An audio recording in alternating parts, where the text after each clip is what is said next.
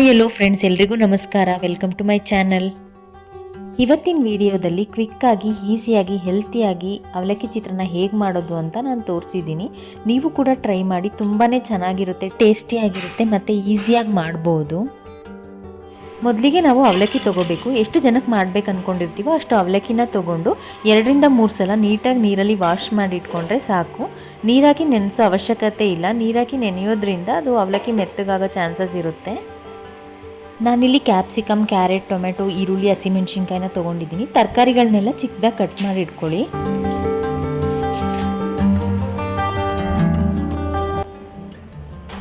ಒಗ್ಗರಣೆಗೆ ನಾನಿಲ್ಲಿ 2-3 table spoon oil ಹಾಕ್ಕೊಂಡು ಮೊದಲಿಗೆ ಕಡಲೆ ಬೀಜ ಹಾಕ್ಕೊಂಡು ಲೋ ಫ್ಲೇಮಲ್ಲಿ ಫ್ರೈ ಮಾಡ್ಕೊತಿದ್ದೀನಿ. ಕೆಂಪುಗಾಗೋ ತನಕ ಲೋ ಫ್ಲೇಮಲ್ಲೇ ಇಟ್ಕೊಂಡು ಫ್ರೈ ಮಾಡ್ಕೊಳ್ಳಿ. ಲೋ ಫ್ಲೇಮಲ್ಲೇ ಇಟ್ಕೊಂಡು ಫ್ರೈ ಮಾಡೋದ್ರಿಂದ ಕಡಲೆ ಬೀಜ ನೀಟಾಗಿ ಬೆಂದ್ಕೊಂಡಿರುತ್ತೆ ಮತ್ತು ಕ್ರಿಸ್ಪಿಯಾಗಿಯೂ ಕೂಡ ಇರುತ್ತೆ. ಕಡಲೆ ಬೀಜ ಹಾಗೆ ಗೊಜ್ಜಲೂ ಬಿಡ್ಬೋದು, ಬಟ್ ಆದರೆ ಮೆತ್ತಗಾಗುತ್ತೆ. ಹಾಗಾಗಿ ಫ್ರೈ ಮಾಡಿಬಿಟ್ಟು ಸೈಡಲ್ಲಿ ಎತ್ತಿಟ್ಕೊಳ್ಳಿ. ಇದಾದಮೇಲೆ ನಾನು ಇವಾಗ ಇಲ್ಲಿ ಮೊದಲಿಗೆ ಕಡಲೆಬೇಳೆ, ಉದ್ದಿನಬೇಳೆ, ಸ್ವಲ್ಪ ಹೆಸರುಬೇಳೆ ಹಾಕಿಬಿಟ್ಟು ಫ್ರೈ ಮಾಡ್ತಿದ್ದೀನಿ.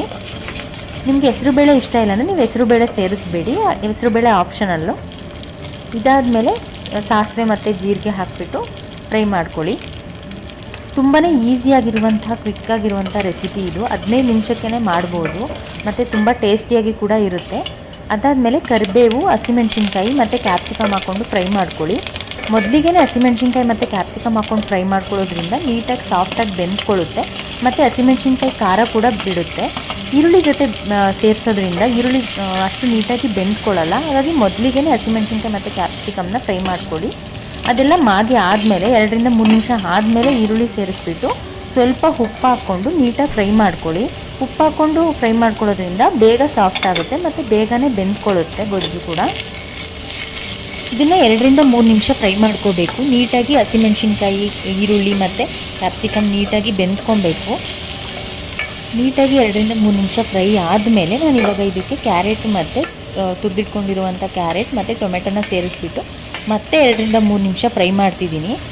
ಇದು ಕ್ಯಾರೆಟು ಮತ್ತು ಟೊಮೆಟೊ ಸಾಫ್ಟ್ ಆಗಬೇಕು, ಚೆನ್ನಾಗಿ ಬೆಂದ್ಕೊಬೇಕು, ಅಲ್ಲಿ ತನಕ ಫ್ರೈ ಆಗಬೇಕು. ಒಂದು 2-3 ನಿಮಿಷ ತೊಗೊಳುತ್ತೆ ಇದು. ನೀಟಾಗಿ ಫ್ರೈ ಆದಮೇಲೆ ಇದಕ್ಕೆ ನಾವಿವಾಗ ನೋಡಿ ನೀಟಾಗಿ ಫ್ರೈ ಆಗಿದೆ. ಇಲ್ಲಿ ಕ್ಯಾರೆಟ್ ಕೂಡ ಬೆಂದಿದೆ.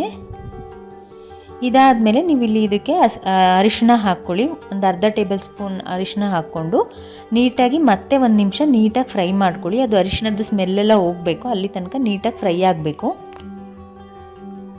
ಅರಿಶಿನ ಹಾಕಿದ್ಮೇಲೆ 1-2 ನಿಮಿಷ ನೀಟಾಗಿ ಫ್ರೈ ಮಾಡ್ಕೊಳ್ಳಿ. ಅದು ಅರಿಶಿನದ ಸ್ಮೆಲ್ಲೆಲ್ಲ ಹೋಗಬೇಕು, ಹಸಿ ಸ್ಮೆಲ್ಲೆಲ್ಲ ಹೋಗಬೇಕು. ನೋಡಿ ನಾನಿವಾಗ ಇಲ್ಲಿ ಫ್ರೈ ಮಾಡ್ಕೊತಿದ್ದೀನಿ. ಎಲ್ಲ ನೀಟಾಗಿ ಬೆಂದ್ಕೊಂಡಿದೆ ಮತ್ತು ಅರಿಶಿನದ ಸ್ಮೆಲ್ಲು ಎಲ್ಲ ನೀಟಾಗಿ ಹೋಗ್ತಾ ಇದೆ. ಇದಾದಮೇಲೆ ನಾನು ಇವಾಗ ಸೈಡಲ್ಲಿ ತೊಳೆದಿಟ್ಕೊಂಡಿರುವಂಥ ಅವಲಕ್ಕಿನ ಮಿಕ್ಸ್ ಮಾಡ್ತಿದ್ದೀನಿ. ಗ್ಯಾಸ್ನ ಲೋ ಫ್ಲೇಮಲ್ಲೇ ಇಟ್ಬಿಟ್ಟು ಈ ಅವಲಕ್ಕಿ ಹಾಕ್ಕೊಂಡು ಮಿಕ್ಸ್ ಮಾಡ್ಕೊಳ್ಳಿ. ಗ್ಯಾಸ್ನ ಲೋ ಫ್ಲೇಮಲ್ಲೇ ಇಟ್ಕೊಂಡು ಅವಲಕ್ಕಿನ ನೀಟಾಗಿ ಮಿಕ್ಸ್ ಮಾಡ್ಕೊಳ್ಳಿ. ಗೊಜ್ಜು ಮತ್ತು ಅವಲಕ್ಕಿ ಎಲ್ಲ ನೀಟಾಗಿ ಮಿಕ್ಸ್ ಆಗಬೇಕು.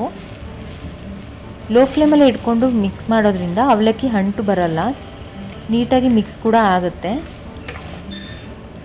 ನಾನಿವಾಗ ಇದನ್ನು ನೀಟಾಗಿ ಮಿಕ್ಸ್ ಮಾಡ್ಕೊಂಡಿದ್ದೀನಿ. ನೀಟಾಗಿ ಮಿಕ್ಸ್ ಮಾಡ್ಕೊಂಡು ಆದಮೇಲೆ ಇವಾಗ ಮತ್ತೆ ಕೊತ್ತಂಬರಿ ಸೊಪ್ಪು ಮತ್ತು ತುರಿದಿಟ್ಕೊಂಡಿರುವ ಕಾಯಿ ಕೂಡ ಹಾಕಿಬಿಟ್ಟು ನೀಟಾಗಿ ಮಿಕ್ಸ್ ಮಾಡ್ಕೋಬೇಕು. ನೀಟಾಗಿ ಮಿಕ್ಸ್ ಮಾಡಿಕೊಂಡು ಮತ್ತೆ ಕಡಲೆ ಬೀಜ ಹಾಕ್ಕೊಂಡು ನೀಟಾಗಿ ಮಿಕ್ಸ್ ಮಾಡಿಕೊಂಡ್ರೆ ರುಚಿಕರವಾದ ಅವಲಕ್ಕಿ ಚಿತ್ರಾನ್ನ ರೆಡಿ ಇರುತ್ತೆ. ತುಂಬಾ ಟೇಸ್ಟಿಯಾಗಿರುತ್ತೆ. ನೀವು ಕೂಡ ಈ ರೀತಿ ಟ್ರೈ ಮಾಡಿ. Thanks for watching. See you in the next vlog. Bye.